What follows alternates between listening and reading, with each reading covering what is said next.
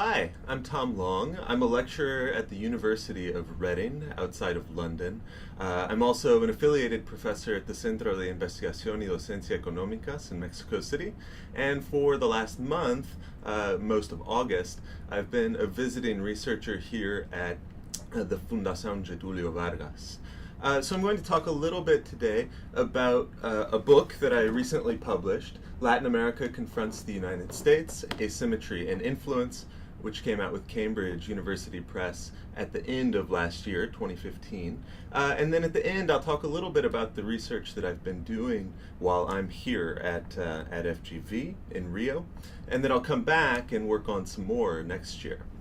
So, Latin America Confronts the United States came out of my PhD research. I did my PhD at American University in Washington. And the book is really trying to offer a new perspective on U.S. Latin American relations. So I come at this from international relations theory, and I'm particularly interested in the dynamics of asymmetry as they play out in the Americas. So I'm interested in questions of how disparities in power structure relationships between states, how the leaders of states deal with those asymmetries of power, and particularly how the leaders of the smaller or weaker states in those relationships try to achieve influence in those relationships.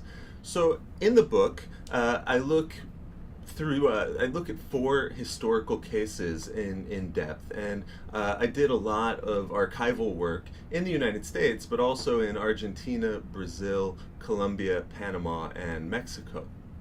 So in the first case is based on Brazilian foreign policy in the late 1950s under President Juscelino Kubitschek, under his initiative called Operação Pan-Americana.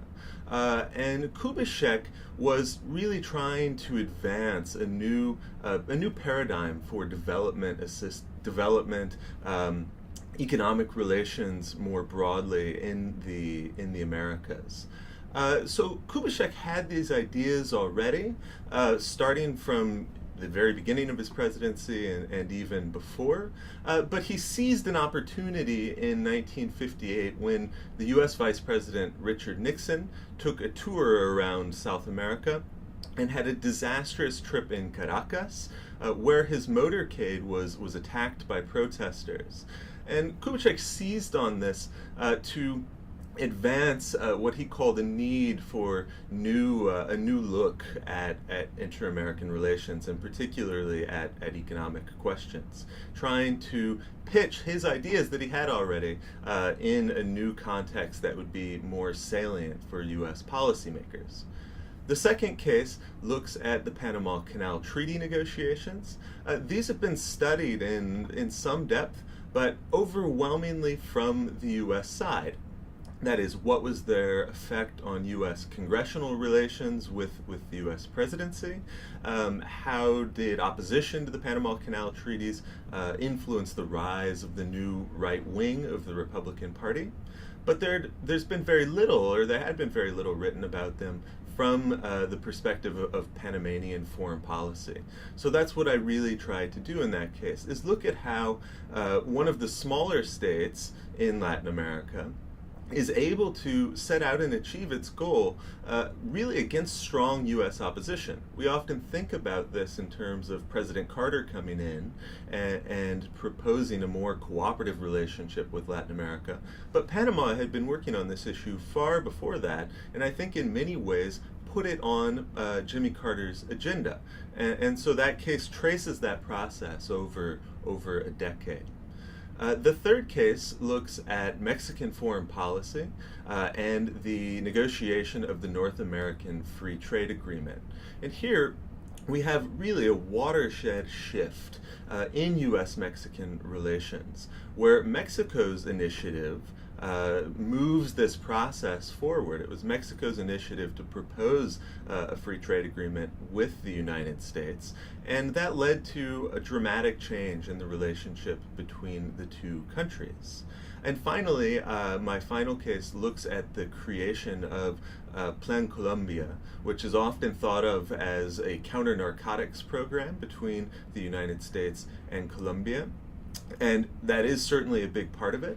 But what I argue in the chapter, drawing again on a lot of interviews in that case with Colombian officials as well as Colombian and U.S. documentation, is that Colombia had its own objectives in this that had a lot to do with strengthening the Colombian state vis-a-vis the FARC in particular.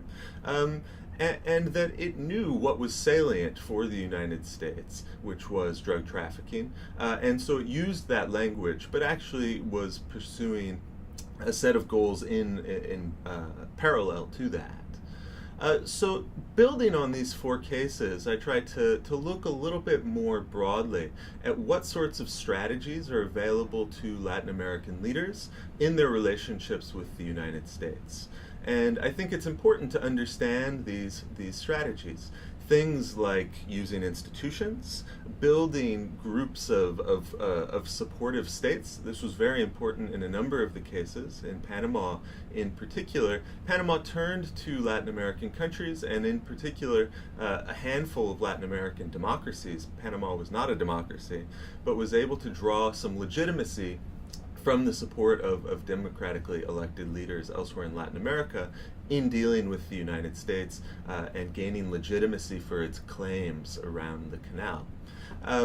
So looking at all of these strategies to argue that in certain cases, in many cases, Latin American leaders are able to gain a greater degree of influence than is often understood. I think if we look at the literature on U.S.-Latin American relations, it's often, Latin American influence or agency is often minimized for a couple reasons.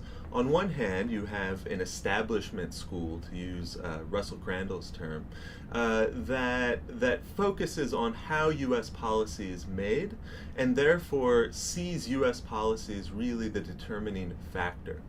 On the other hand, you have a revisionist synthesis, to use Mark Gilderhus's term, that criticizes the uses and abuses of U.S. power.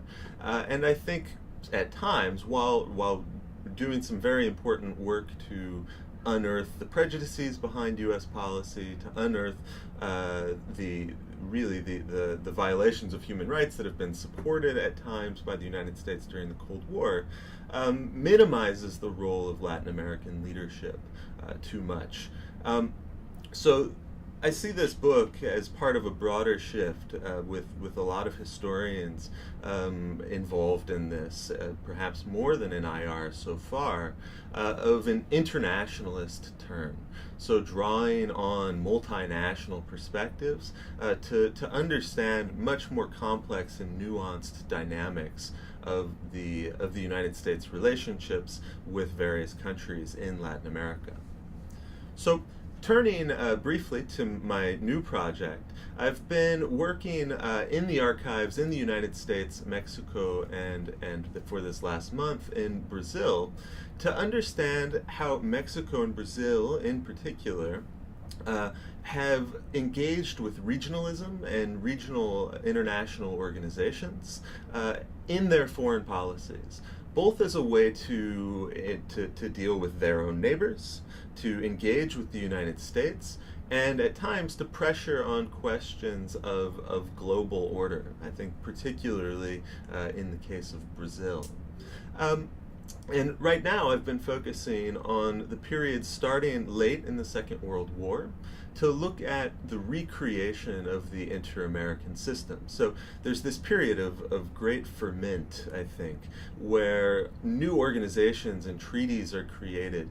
And there are periods of real uncertainty about what those organizations are going to be. And again, most of the literature here has focused on the U.S. this was a time when the United States was creating or solidifying its regional hegemony through these international organizations.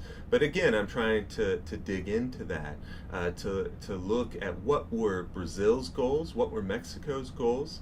Later, hopefully, I'll do work in Argentina, Chile, and Colombia as well, to understand what these Latin American states were pushing for in the creation of these new organizations, as well as in the signing of acts and treaties in Chapultepec in 1945, in Petrópolis in 1947, and later in Bogotá with the creation of the Organization of American States. So that's the new project. I'm looking forward to coming back in a year, and maybe then I can give an update on what I've learned. Thank you very much to the Fundación for hosting me here. It's been a wonderful experience, and it's been a big help to my research to be here as a visiting fellow.